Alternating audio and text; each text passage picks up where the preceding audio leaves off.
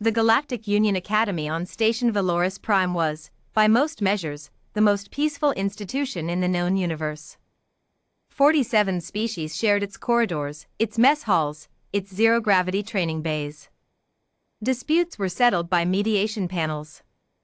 Grievances were filed in triplicate. Violence was not merely prohibited, it was considered, by most of the student body, to be a sign of evolutionary failure.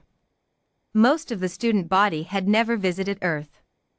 Mara Ellison arrived on the third cycle of the academic quarter, her duffel slung over one shoulder, her expression flat and unreadable. She was not tall by human standards, 163 centimeters. She was not visibly muscular, not obviously dangerous. She had dark hair pulled back in a simple knot, brown eyes that moved slowly and steadily across a room, and the kind of stillness that comes not from calm but from long practice at controlling something underneath. Her intake form listed her origin, Earth, Sol System. Classification, Deathworld, Tier 4. The Academy's AI flagged the classification, as it always did. A small asterisk appeared beside her name in the student roster. A few of the faculty reviewed her medical clearances with mild curiosity. Nobody thought much of it. Kale Veyron noticed her on her second day. Kale was Velthari, a species from the temperate moon Velthus, where the most dangerous predator was a slow-moving herbivore that toppled trees by accident. The Velthari were tall, 6 limbs arranged symmetrically, with iridescent blue-gray skin and wide amber eyes that saw beautifully in low light. They were also, as a species, deeply accustomed to being among the largest organisms in any room. Kale had built a small empire at the Academy on this fact alone. He was not officially cruel. He operated in the comfortable space between intimidation and plausible deniability, a shoulder that knocked a classmate's tray, a comment delivered just loud enough, a habit of taking up space that others needed. The mediation panels had never found cause to act. Several students had quietly transferred. He first encountered Mara in the mess hall queue. She was ahead of him, selecting food methodically. He stepped forward, inserted himself beside her, and reached across to take the last portion of protein grain mix, the one she had clearly been moving toward. She stopped. She looked at the food in his hand. Then she looked at him. She said nothing. She moved on, selected something else, and found a table near the viewport. Kale watched her sit down. He felt, obscurely, that something had happened that he did not understand. She had not flinched. She had not made the small apologetic sounds that students usually made when he crowded them. She had simply assessed, recalculated, and continued. It bothered him more than he expected. Over the following weeks, Kale tested the edges of her patience in the way he always did, incrementally, with the art of someone who has never been seriously opposed. He sat in her assigned study pod and claimed he had misread the schedule. She moved to another without comment. He interrupted her during a xenobiology seminar with a condescending question about whether Deathworld biology had yet developed higher cognitive function. Several students went still. The professor looked uncomfortable. Mara turned in her seat, looked at him for a long moment, and said, "I score 8 points above you on every cognitive assessment in this cohort." Then she turned back to her notes. He began directing other students away from sitting with her, with the casual social engineering of someone practiced at it. Rumors. Suggestions. Nothing provable. She sat alone and read textbooks. She logged her training hours. She attended every lecture. She submitted every assignment early. She was, by every measurable academic standard, performing at the top of her cohort. She was also, everyone slowly noticed, never visibly upset. This was the thing that unsettled people about Mara Ellison. Not aggression. Not anger. Just that steadiness, that sense of a deep reservoir that she was in no hurry to open. Some students tried to befriend her out of curiosity and were rewarded with dry humor and genuine warmth. Others avoided her because the stillness made them nervous without their being able to explain why. Cale avoided her because he had begun to understand, dimly, that she was not afraid of him, and this was a category of person he had very little experience with. He should have left it there. The incident occurred in the zero-gravity combat assessment bay on a Thursday afternoon. Combat assessment was mandatory for all cadets, regardless of species. The module was designed with extensive safety constraints, adjusted for each species' physiological baseline. For Valkyrie students, the parameters were set to their standard threat response range. For Earth students, there was a separate settings file that the system flagged as restricted modification without further explanation.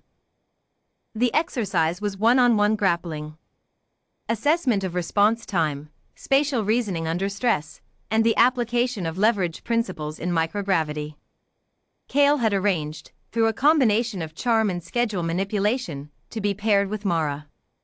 He had told himself it was about dominance. About establishing, finally and publicly, a legible hierarchy. About making her make a sound of fear, or apology, or just acknowledgement that he existed as a threat. He had told himself this was measured. Controlled. The safety constraints were on. No one would actually get hurt. They entered the assessment bay. The doors sealed. The gravity generators dimmed to 5%. They floated in the amber-lit chamber while the proctor confirmed safety parameters from behind a viewport. Cale was a head taller than her. 4 of his 6 limbs were combat-capable. He had trained for 2 years. Mara looked at him the way she always looked at him, quietly, completely, without hurry. "Last chance," he said, voice low enough that only she could hear. "You can request a reassignment. No one needs to know." She tilted her head slightly. "Know what?" "That you weren't ready for this." A pause. Then something shifted, something subtle, almost imperceptible, in her expression. Not anger, exactly. More like a decision being made. "Okay," she said. The proctor signaled the start. Cale lunged. What happened in the next 4 seconds would later be reviewed, slowed, and reviewed again by the Academy's physical training faculty, 3 xenobiologists, and eventually a researcher from the Galactic Union's Deathworld Studies Division. Mara did not dodge. She caught his lead limb at the wrist joint, rotated under his momentum, used his own force to redirect herself behind him, locked both her legs around his torso, and applied pressure at a very specific point on his lateral neural cluster, the Valkyrie equivalent of the human solar plexus, with her elbow. All 6 of his limbs stopped working at the same time. He hung in the microgravity, suspended, absolutely still, while she floated beside him and waited for the proctor to confirm the bout. It had taken 4 seconds. She released him gently. His limbs came back online. He drifted to the side of the bay and steadied himself against the wall, breathing hard, his amber eyes wide and fixed on her. She was not breathing hard. "The Valkyrie lateral cluster," she said, conversationally, as though continuing a lecture she had prepared, "is documented in Xenobiology Cross-Reference 12-4 as a high-sensitivity pressure node. It's in our 2nd week reading. I highlighted it." He stared at her. "You're not scary," she said. Not unkindly. Just clearly. "You're just used to environments where being large is enough. Those aren't the same thing." She pushed off the wall and floated toward the exit. "On Earth," she added, without looking back, "everything is trying to kill everything else, all the time. You learn early that size is just a variable. It's not the deciding one." Cale Veyron did not sit in her study pod again. He did not intercept her food in the mess hall. The social pressure he had quietly applied to her social connections dissolved with the same invisibility it had been constructed with, and within 2 weeks, Mara had a regular table with 4 students who found her dry observations about xenobiology genuinely funny. She never filed a grievance. Never reported anything.